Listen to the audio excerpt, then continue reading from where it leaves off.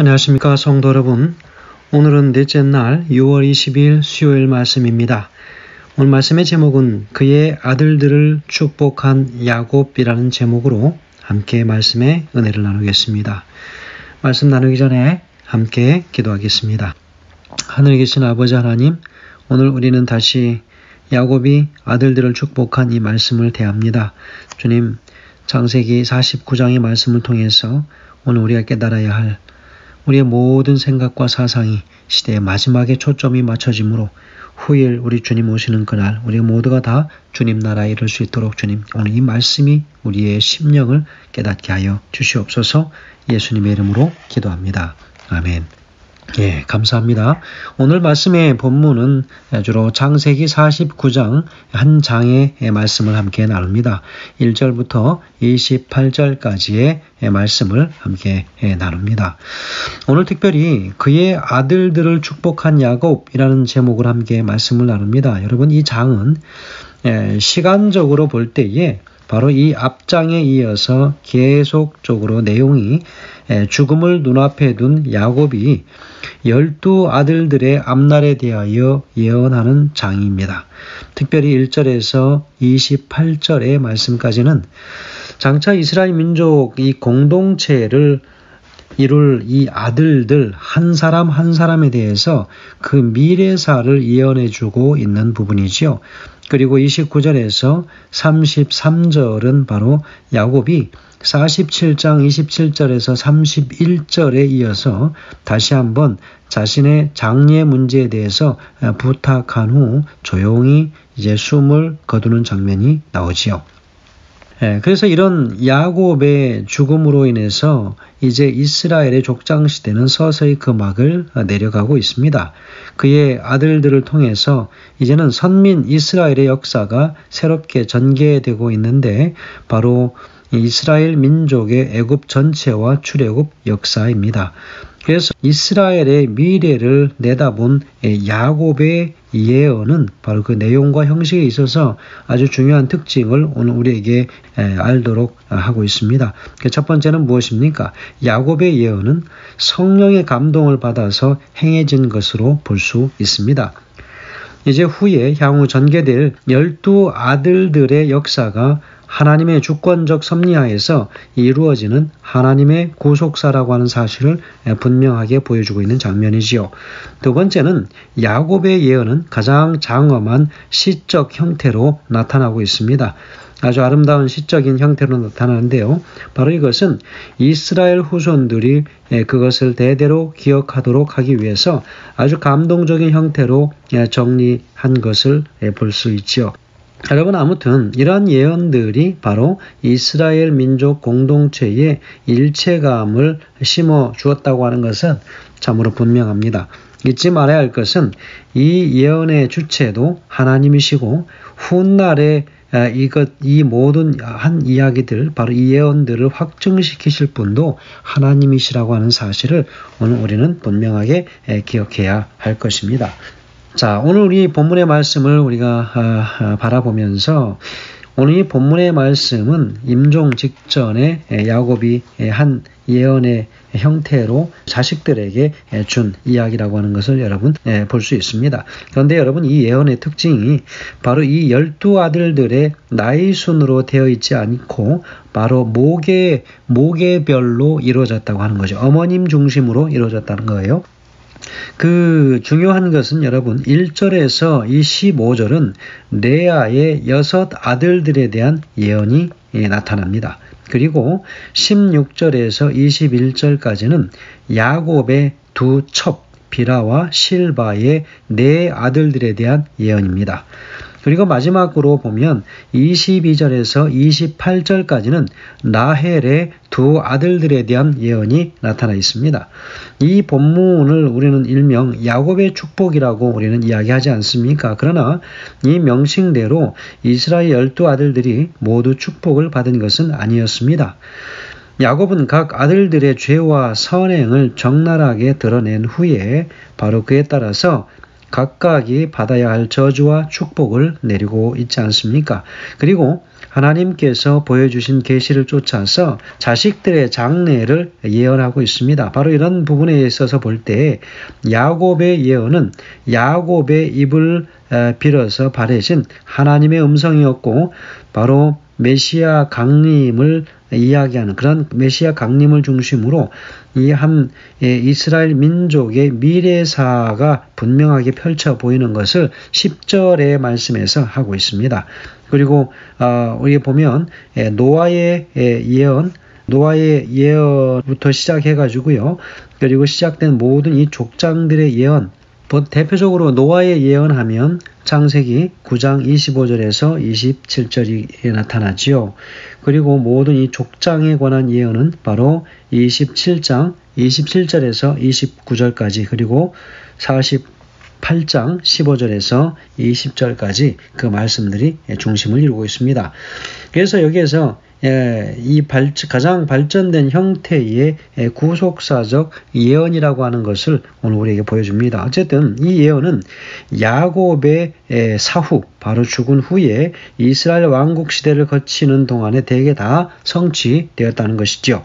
이스라엘 민족의 향후 역사가 어떻게 전개될 것인지를 미리 보여주는 하나님의 계시라고 볼 수 있겠습니다. 그래서 이스라엘의 12지파의 그 분류를 보면 그렇지 않습니까? 처음에 우리가 아는 대로 레아의 아들들, 우리가 루벤 그리고 시몬 그리고 레위, 유다, 이사갈, 스불론. 그래서 이게 바로 레아의 6 아들들이죠. 그리고 비라, 바로 이 첩들입니다. 비라와 실바, 비라의 2 아들 단과 납달리, 그리고 실바의 2 아들 갓과 아셀, 그리고 라헬의 2 아들들 있죠. 요셉과 베냐민, 이 2 아들들에 대하여 그렇게 예언을 한 것을 우리가 볼 수 있습니다. 여러분, 이 특별히 오늘 나누는 말씀 속에서 참 중요한 것은 야곱은 그 아들들에게 각각 그들 각인의 분량대로, 바로 28절에서 바로 그렇게 얘기하고 있죠. 그들 각인의 분량대로 축복하였다라고 이야기하고 있습니다. 이것은 단순하게 야곱 자신의 편견이나 편에 의한 축복이 아니라 하나님의 분명한 그분의 구속사적 계획, 미래에 대한 예지라고 하는 것으로 우리가 볼 수 있겠습니다. 그런데 표면적인 축복의 차이가 너무나 현저하기 때문에 하나님의 섭리를 깨닫지 못하는 바로 인간들은 야곱의 상속이 불평등하다고 그렇게 여기고 있고 그렇게 생각하기가 쉽습니다. 그러나 야곱은 자기의 후손들이 구속사의 전개 과정에서 감당해야 할 사명들을 알고 있었기 때문에 그 분량대로 축복을 준 것이었습니다. 그래서 바로 이것은 자신의 재능에 따라서 받은 임무가 다른 것이지 결코 상속의 많고 적음에 따라서 하나님의 사랑이 불공평한 것은 아니라고 하는 사실입니다. 여러분, 이것은 바로 이 사실은 예수님의 달란트 비에서도 잘 나타나 있습니다. 여러분, 이것을 우리가 불공평하다라고 말할 수 있겠습니까? 각각이 다른 달란트를 가지고 있는 것이지요. 작은 일에 충성하는 자가 큰 일도 감당할 수 있다고 이야기합니다. 그래서 모든 성도들은 자신의 능력에 맞게 배분해 준 바로 하나님의 일이 크든지 작든지 많든지 적든지 충실히 수행할 때 하늘의 상급이 분명하게 약속되어져 있다고 하는 사실도 우리가 기억하면 좋겠습니다. 자, 오늘 우리가 이 야곱의 예언적인 측면에서의 축복, 우리가 볼 때에 제일 중요한 것, 무엇이었습니까? 창세기 49장 1절에 후이레라고 하는 말이죠. 하리트라고 하는, 바로 하리트 그리고 욤이라고 하는 이 2 단어입니다. 하리트라고 하는 것은 마지막 때라고 하는 그 의미를 가지고 있죠. 욤이라고 하는 것은 날짜입니다. 문자적으로 볼 때에 날들의 끝이라고 하는 in the end of the days라고 하는 이렇게 표현할 수 있겠죠. 바로 이 말은 예언적인 언어로 우리가 생각해 볼 수 있습니다. 그래서 예언적인 언어를 일반적인 미래를 가리키는 그런 말로 쓰지 않고 말세라고 그렇게 해석한 것입니다. 다시 말하면 최종 완성의 메시아의 시대를 이야기하는 것으로 볼 수 있겠습니다. 그래서 우리가 이 부분들을 볼 때 야곱은 분명히 이 시대의 마지막 메시아가 이 땅에 오실 때 바로 그 날들에 관하여 분명하게 초점을 맞추고 이야기하고 있다는 것이죠. 그래서 야곱은 하나님께서 그의 모든 생각을 분명하게 열게 하셔서 그 모든 12 아들들이 바로 세상의 지파를 이루게 할 것이고 그들이 각각의 받은 바 그 분량대로 그들이 모든 사명들을 감당할 수 있도록 인도하셨다라고 볼 수 있겠습니다. 엘렌 G. 화이트는 이렇게 기록합니다. 살림의 왕 사자는 이 지파의 적절한 상징이다 했습니다. 이 지파로부터 다윗과 다윗의 자손이신 실롯 곧 참 유다 지파의 사자가 나실 것이며 마침내 그에게 모든 권세가 주어질 것이며 모든 민족들이 충성을 표할 것이다 그랬습니다. 시대도망 34페이지에서 기록합니다. 야곱의 임종시의 한 말은 그들을 희망에 부풀게 하였다. 홀이 유다를 떠나지 아니하며 치리자의 지팡이가 그 발 사이에서 떠나지 아니하기를 실로가 오시기까지 미치리이다. 이스라엘 나라의 세력이 약화해지는 사실은 메시아의 강림이 임박하였다는 것을 증거하였다. 다니엘의 예언은 메시아가 모든 세상 나라를 계승하는 한 제국을 다스리게 될 영광을 묘사하였다라고 이야기하고 있습니다. 죽음을 앞둔 야곱은 아들들을 축복하면서 유다 지파를 통해서 이 땅에 오실 메시아 바로 예수 그리스도를 미리 내다보았고 그 속에서 구원의 소망을 분명하게 발견하였다는 것이지요. 야곱은 참으로 그의 인생의 시작은 참 여러 세상적인 우여곡절 속에서 복잡하게 그리고 아픔 가운데 이루어졌지만 그러나 그의 인생의 끝은 우리 메시아가 다시 오시는 그날에 그의 눈이 고정되어 있었다고 하는 사실이죠. 아브라함도 그랬습니다. 그래서 아브라함도 다시 오실 예수 그리스도를 미리 내다볼 줄 아는 그런 현명한 영적 지도자였다고 하는 사실을 우리가 기억합니다.